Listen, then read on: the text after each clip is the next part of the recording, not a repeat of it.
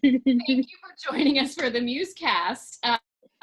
We are a very happy, giggly crew, and you all know that by now. And so welcome to our laughter that you caught me in the middle of.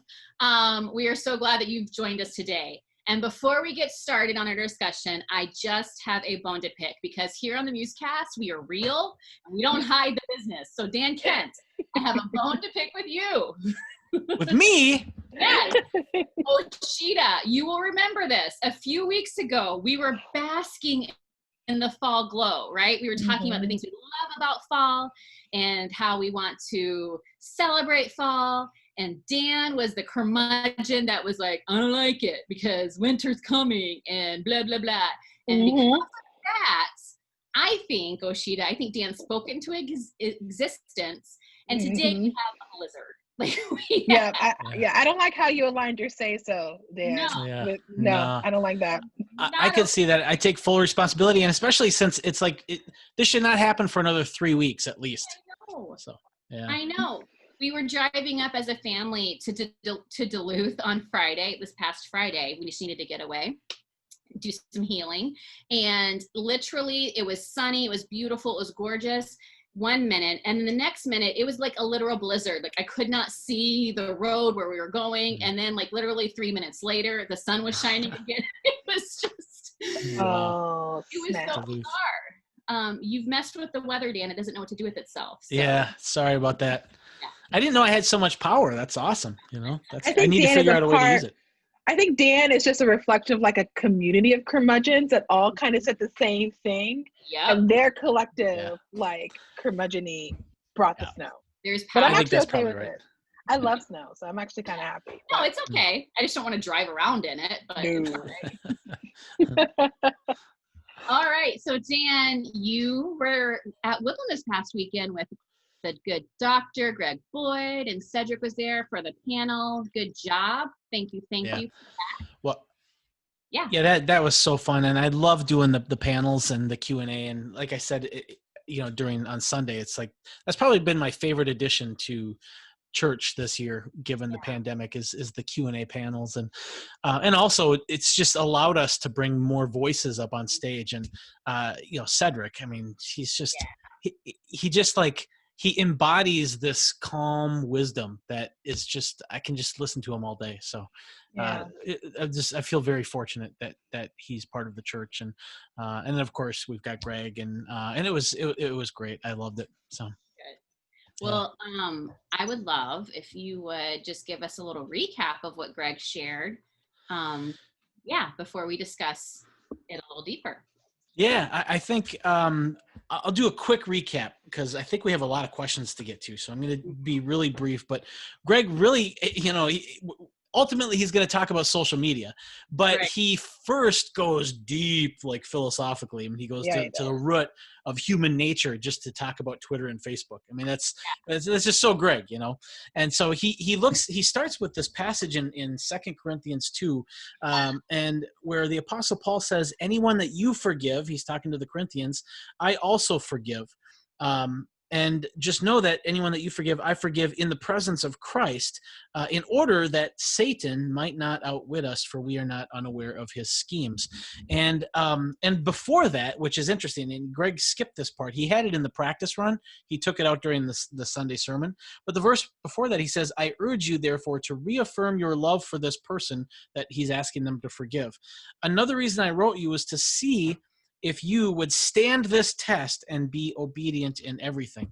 And then he concludes all that by saying that so that Satan might not outwit us, for we are not ignorant of his schemes. And so it's just this beautiful kind of glimpse into, how do I know if I'm being outwitted by Satan? Well, if I'm disobedient and I'm lacking forgiveness, those are the two indicators that I'm being outwitted. And so to kind of compensate or to overcome that, we have to learn how to be obedient to Christ and to have forgiveness in our hearts. And then Greg goes all the way back to Genesis 3, and he looks at Adam and Eve in the garden, and how the first sin was judgment, and how as soon as you have doubts about trusting God, you immediately take on God's role of judging one another, and you can just so easily devolve into this getting life off of judging one another and getting life out of being better than others. And because when you judge a person, that's what you're doing, is you're putting yourself above them. And so then Greg takes those ideas and he looks at social media, which basically it's fuels off of judgment, and it's fueled off of kind of one-upping each other and deciding who's the good guy and who's the bad guy and who's right and who's wrong and which team are you on, and there's so much. The spirit of social media is, for so many, is a spirit of divide and conquer, which is exactly what the Apostle Paul is fighting against in 2 Corinthians, is this tendency to, instead of forgiving and reconciling with people, to divide from those other people and to separate and to purify yourself from those who you think are unworthy of Christ. And so he really kind of looked at how social media is fueled on this. And really even the whole profit model is based on getting people to keep their attention on social media. And how you do that is that you get them interested in something. And so often those interests can become so personalized, and if they're political or if they're moral issues, then they can become right or wrong type issues. And then if you are right or wrong, or if this is your preference, well, then you start to understand yourself relative to people who are different than you. And basically, when it comes to moral and political issues, that understanding of yourself is, I'm the right and they are the wrong. And that just gets amplified through the algorithms, because like any drug, with alcohol, for instance, you might, if you're an alcoholic, you might have started off with beer, but eventually you can't get drunk on beer as easily. So then you move up to harder alcohol, and eventually you're drinking pain thinner. And then I've worked with people who have gotten to that point where they just drink this dangerous stuff because they can't get drunk on the other stuff anymore. And I think social media works the same way. You start off watching a video about I want to learn more about September 11th. And then within 5 minutes, you're watching videos about how the government is behind it all. And you're down these rabbit holes where you're learning about all these conspiracies. And that's upping the ante. The extremism is the drug that has to keep getting upped. And the more extreme you start to align yourself with, the more separated you become with others. And so the antidote to all that is to not be outwitted by these schemes, and to seek unity with other people, which is not to say that you agree with them, but it's to seek unity with them so that you can be with them even in the face of these disagreements. That's a quick just summary of what Greg said, and I probably missed a bunch of important stuff. That's okay. They can go back and watch online if they missed a ton. Thank you for that, Dan.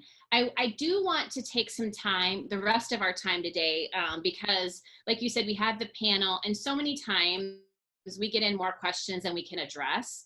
And so there were some very specific ones that we saved for the MuseCast today, not because we didn't want to ask them on Sunday, it's just time didn't allow it. But we picked these questions because we felt collectively as a team that these are things that a lot of people are probably dealing with. And these are things that can help us go from just theory to actually like living these things out.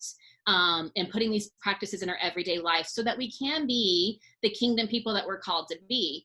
And I do want to say, and Greg said this on Sunday as well, we are not here saying social media is bad or that it's a sin. We're just saying, be careful that something that is very harmless, or maybe even something that's been super helpful to help you connect with others, that it's not used as a tool by the enemy to draw you into places of divisiveness and doing an us versus them situation. So please hear us. We're not saying social media bad. We're saying let's be wise about how we engage social media. And you guys are so in luck because we actually have with us, she hates it when I call her a guru. I can just see on her face when I say, but she is. Like, Osheta, you have a huge social media presence. And I believe that you've used that in some very big, wonderful, great kingdom ways. And I'm wondering if you could just off the bat address how we can, as kingdom people, use social media for good. Instead of just saying, get off of it, watch your time on it. Like, how can we be proactively good and kingdom minded on social media? Yeah. So, well, thanks for that. I don't feel like a guru. I feel like I'm trying to practice my kingdom values in this like weird Wild West space. Um, I got into this through blogging, and I have been online for, I don't know, I've been blogging for 12, 13 years now. And I came into it having watched, like, this was when Rachel Held Evans was like in her heyday and people were like coming for her. And I remember kind of giving myself some like ground rules for how I would use my blog or how I would like talk about my online work. And then when I would engage with people online, like here, like I had some ground rules because I knew I would say things that people wouldn't agree with, but I wanted to be able to have like civil dialogue and actually like it become a space where people can learn and engage and not just, argue with each other. And this is back before like it was, things are way different now. But my core kind of rules that I have for engaging with social media is, I think the conversation that happened on the stage, from what I gather from what we talked about and what I remember from the sermon, the conversation was more about like safeguards and boundaries. And I think for me, that's the first thing, is kind of recognizing that this is like one area or one space or one tool that I get to use for peacemaking. So if social media is like your be all and end all of connection, then the stakes feel super duper high. And then it's very easy for you to like dehumanize, or very easy for you to get your sense of worth and identity, or feel like you have to be right all the time because it's the only space that you're active in. So I think that for me, it was like, am I kind of holding this in right perspective? So like one area that I get to show up. And then I think for me, integrity, like I want to be the same person I am in my real life that I am online, like that. And that's not always the case. And so, but for me, it was important that if you talk to me in my like real life, which I hope that's my experience with you guys, like if you talk to me in real life, like when you see something online, you're like, oh, that makes sense. Cause like, that's really Osheta. Like I know her, and that sounds like her. And so for me, making sure that through line was really important. So then for me, it was like, I want to have integrity and look like a Jesus follower. If I wouldn't say it in my real life to real people who are around me, like if I'm having a conversation with somebody I disagree with and I wouldn't say that to their face, then I wouldn't say that online in a dialogue. And then I had a sermon like last year called People Behind the Pixels, where I really go into the importance of remembering that for the most part, these are human beings made in God's image who are just working stuff out online. And so for me, coming to social media with that like empathetic or empathic like core conviction, and like knowing that like if I'm going to say something, it's actually going to be received by another person for the most part. I know there's bots.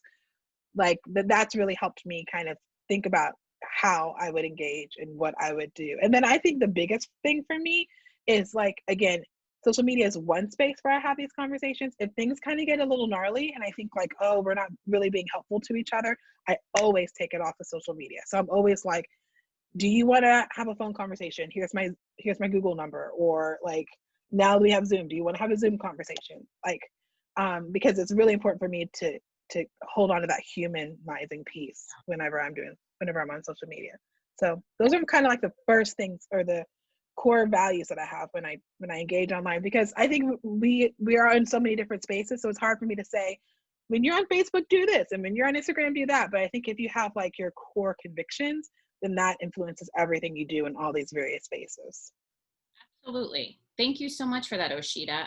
Dan, you have a pretty big presence on Twitter. Do you have anything that you try to keep in mind when you're engaging in Twitter, or not? Well, I it's so weird for me because I've been on Twitter since 2009, I think 2008. And when I was first on there, it was just people having fun. It wasn't like there wasn't the same level of political rigor and aggressiveness and hostility, and we didn't call it a platform even back then. It was just, hey, this is a fun place to have fun online. And so that's what originally drew me to Twitter, is I could just have fun with people, and I could find people who have similar interests as me. And And back in like 2010, I learned how to program computer languages, and I found all these people who were programmers, and that excelled my learning in programming 100-fold, because they were able to help me with problems. And I remember this one guy on Twitter, on Christmas Eve. I had this website and it all fell apart, and I was trying to fix it on Christmas Eve. This guy on Twitter helped me on Christmas Eve fix my website that was failing. And I mean, what a great thing, you know?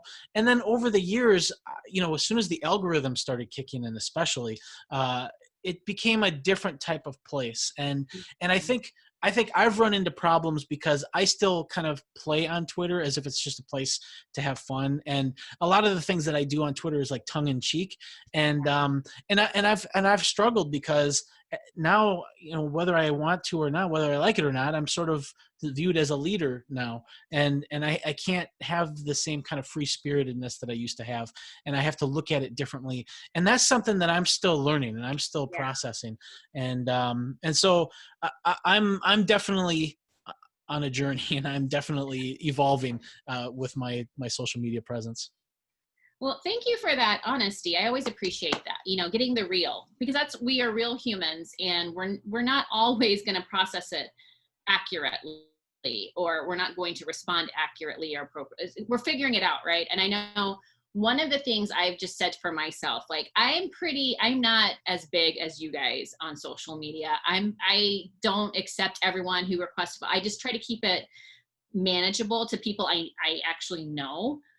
But if there is something that I see, because, you know, you don't, like, things will come across your feed, maybe that you're not even friends with or following, like, just because of those algorithms, things come across your feed.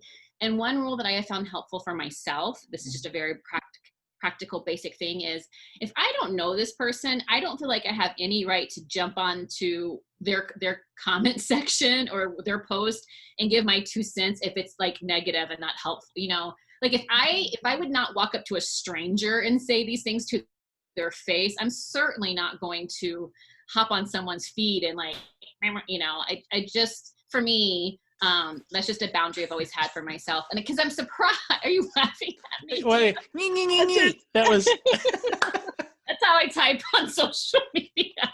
like a crazy cat. I totally get that. I think, and this might even get to the question you're about to ask, Shawna, but like there are some people though who use social media as a tool for social activism.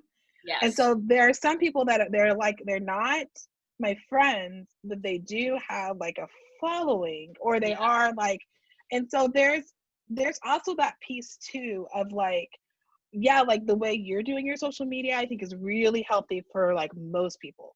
I think for like wackadoos like Dan and me and like other people who use social media to build engagement and to like start conversations, there are those who will put stuff out there. And so if I see somebody that I know in my real life sharing something from one of those people that I'm like, then I would like say to them like, hey, this is like not helpful. But then also because of, I don't know, I guess because of my fault, my like how long I've been, I would go to that person too and say like, let's talk about that. Like there was somebody who was posting like some really unhelpful things about anti-racism, and I was like, hey, like I don't think that's super helpful the way that you shared that idea. Like, can we talk about that? But I think that's one of those places where realizing that it's not just flesh and blood, there's like a spiritual aspect to it. So like inviting the Holy Spirit in to like guide us. So like when we have those conversations, it's an important like part of how I do social media. So I can see like the manageable piece, but then there's also like some of us are like, but there's people being wrong on the internet, and it actually like it like puts bad ideas out in the world that's not helpful, or bad concepts or bad imagery, and we got to stop it, you know? Yeah. So, Well, and some of that is really helpful too, because I have put bad things out on the internet, and I've been challenged on that, and I've grown because people have challenged, and you know, like I remember like I was tweeting about the mathematical pointlessness of voting in 2015, late 2015, how mathematically a single vote doesn't really make a difference as much as the media says that it does. Well, I had this a Twitter follower, Demetrius, who's become a good friend, who challenged me. He's an African American man down in Houston who challenged me on that principle, and he shared all of this information about what Black men had to go through just to get the right to vote, and that so moved me that I decided that the mathematical equation about voting doesn't matter because it's the right thing to do, and it's a privilege to be able to do it, and I should do it.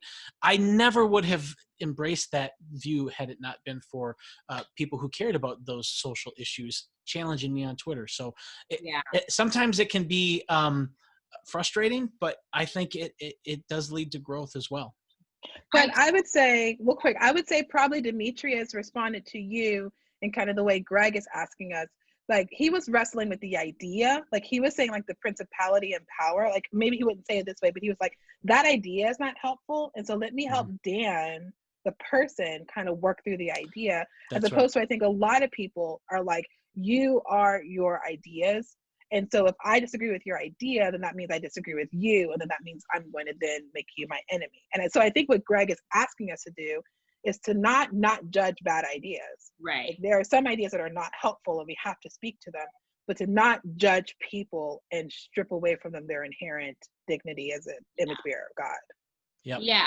That's good points, both of you guys. And I think that's something that I want to also help people with, because I know some people hear things like principalities and powers and demonic forces, and they just think, okay, is Woodland Hills wackadoo now? Like, I thought I could trust these people. And so I just want to put people at ease that, believe it or not, there are spiritual forces, and we'd be, I think we would fare well to recognize that and not fall prey to that.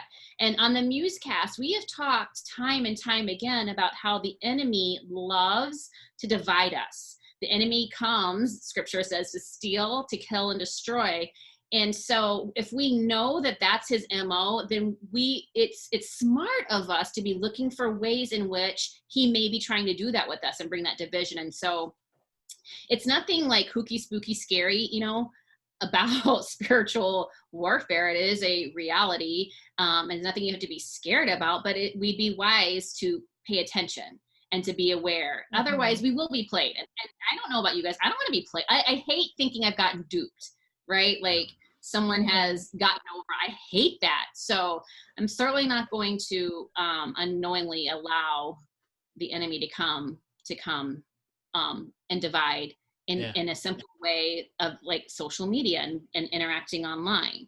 So I just wanted to bring that up. I know that people maybe are just hearing about that for the first time and wondering, well, it's so easy just to see the world as is, and you see people, like Osheta was just saying, you see people and you don't like the ideas that they're sharing, so therefore you equate their ideas with them, and so therefore I don't like that person, so therefore that person is my enemy. And that just seems like a really basic thing. But really, there's more at work there. And so for Dan, I'm coming to you. For people who are starting to grapple with this idea of a spiritual world, things happening that we can't see with the physical eye, principalities, powers, do you have some resources that would help people who are starting and wanting to learn about that? Yeah. I think that's a good point too, to say that, it's a really strange belief in our time to believe in spiritual entities like demons and angels and Satan and things like that. And I don't think you have to believe in that. I think the most important thing is being aware of the spiritual forces, like you said, and that distinction between spiritual entities and spiritual forces.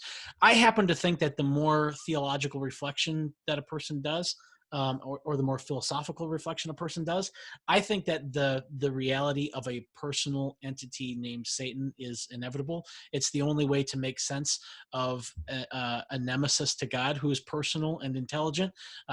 And so I think the Bible, it's not a coincidence that the Bible says, the enemy of God is also personal and intelligent. And so I think that that's the case. Greg's got two really good books that kind of argue that philosophical point, God at War and Satan and the Problem of Evil. And he makes a good case for the reality of Satan and demons. And very big books, but they read faster than they look like. Don't let these fall on your foot, though. That's going to hurt a lot. But a more fun kind of exploration of really how the spiritual kind of forces can affect us. C.S. Lewis kind of looked at this hypothetical situation where these demons are trying to torment somebody, and what tactics do they use to dupe this guy into living the way that they want him to live. And so C.S. Lewis's The Screwtape Letters is a fun way to do that. I also have a series that's very much like The Screwtape Letters. It's called The Training of KX12, and it follows the same format as The Screwtape Letters, but really what it looks at is what causes people to succeed or fail spiritually, and kind of all the subtle things that can trip us up. If you don't want to even deal with demons and that type of exploration, then I really recommend Greg's book Present Perfect. And I don't know if you can see that on my iPad, but Yeah. it's probably just like a glowing orb. But this book, it talks about how you live with the presence of Jesus in your day-to-day life, and that has been really helpful for me. And the idea is just that the truth is that Jesus is with you. Jesus is right there with you, even though he will appear in a more real way in the future. He is still with you now, and a lot of times we don't live that way. And if we were to really live as if Jesus is in the room with us, Greg argues, and I think he's right, we will change how we look at people, and we will change how we live. And I remember sitting at a Starbucks when I was reading this book, and I was imagining that Jesus was reading the newspaper at the table with me. And I just found, like, when people were coming into the Starbucks, I would be a lot less likely to think judgmental thoughts about them. I mean, Jesus is right there. Of course I'm not going to think all these bad things about these people. And so that book is really helpful because really, if you can look at people through the lens of Christ, you will conquer any spiritual entity that gets in your way. And so that's sort of a very efficient way to kind of fight against those powers. So those are some resources that I'd recommend. Thank you, Dan. I appreciate that. Osheta, I'm going to read this question like directly as it came in. So you're ready. No, Okay. It's good. It's a good question. I wanted to get your take on this. So this person said, our political parties obviously have different values, and various Christians have differing opinions about those values for our country. However, racism, corruption, and mistreatment of the poor are in fact huge points that the Bible takes a clear stand on.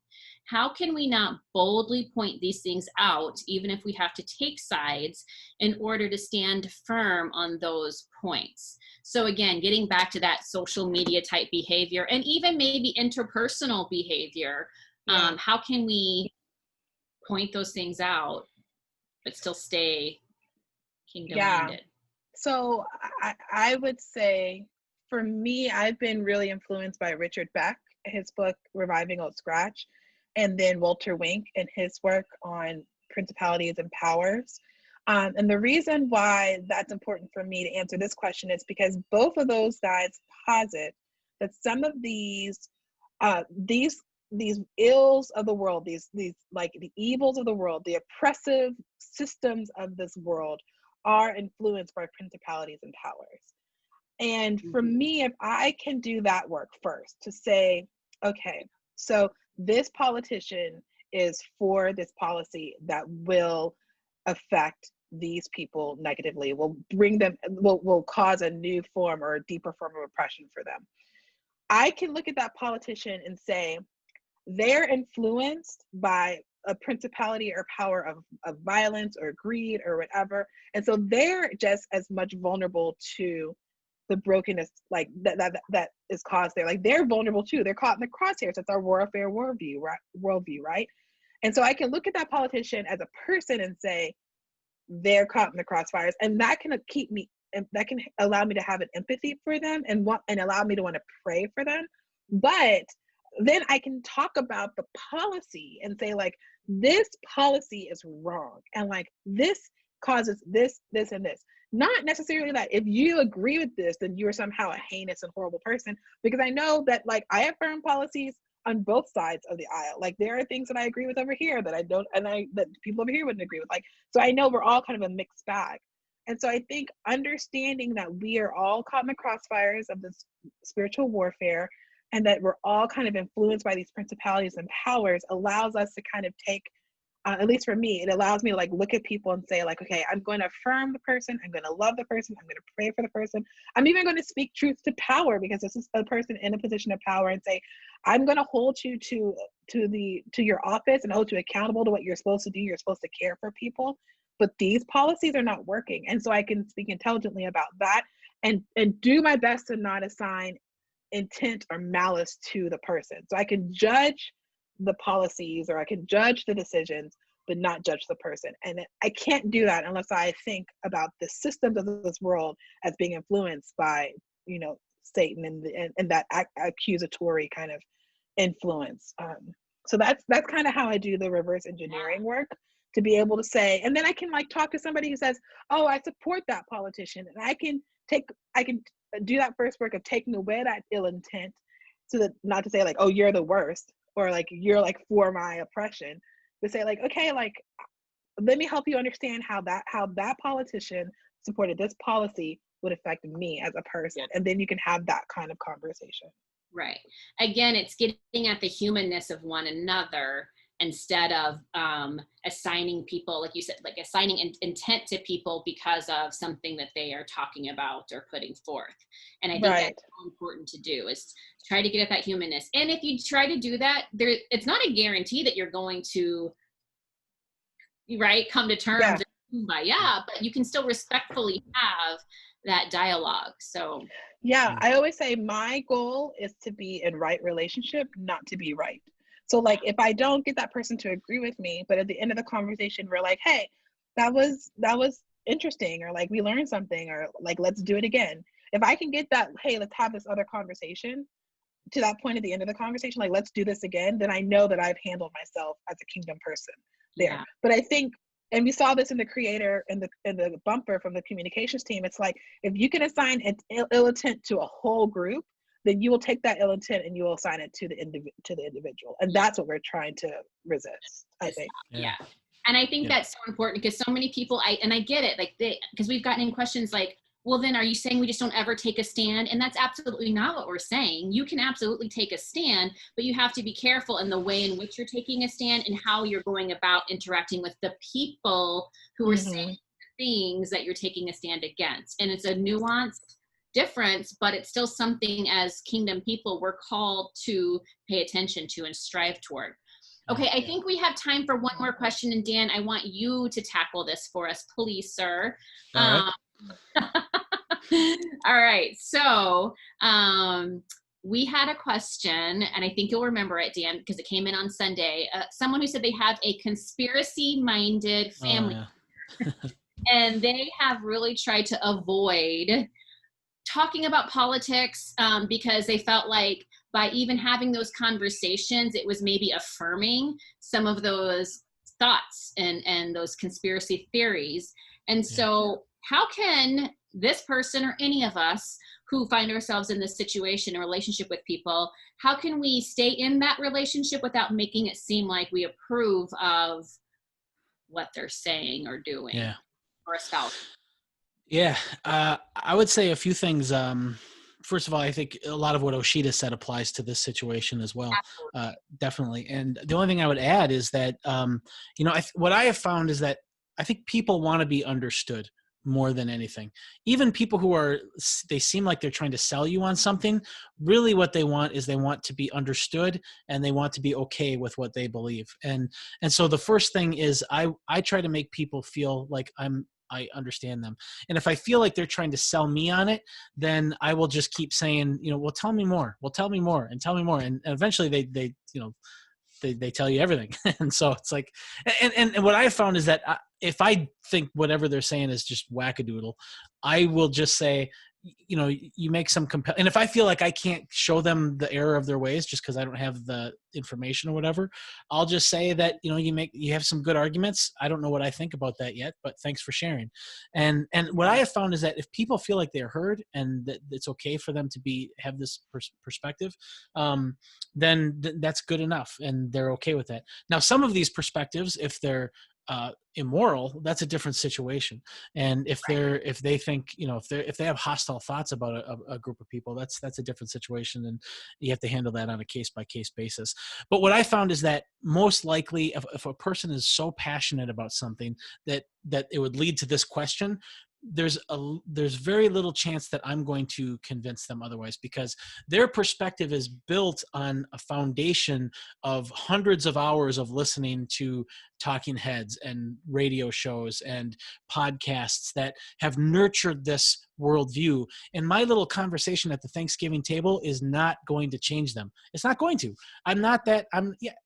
Even Jesus couldn't convince some people. And so I'm not going to be able to convince this person. And so one little trick that I do, and this is just a total like mental trick that helps me, is that I try to imagine, especially if it's somebody in my life that is going to be in my life going forward, I try to imagine my life as a sitcom. And these people are characters in my sitcom. And if you've noticed, when you watch sitcoms on TV, there's always characters that if you had them in real life, they would be really annoying. But on the sitcom, they make the show better. Like Kramer, for instance, on Seinfeld is the first person that comes to mind. This guy is hilarious on the show, but if he were actually your neighbor, it would be a total burden to have him as a neighbor.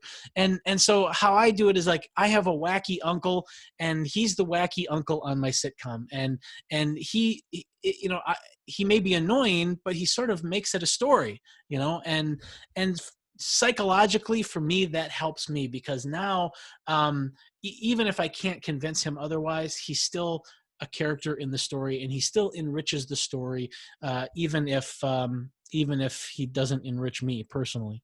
And then the last thing I will say is, I think that I have found that there is tremendous benefit to staying in relationship with people, even if I think that they're wacky, even if I think that they're living dangerously or living destructively, because I have found that I've had relationships with people for decades now, because I'm getting older, and I have found that people really do change.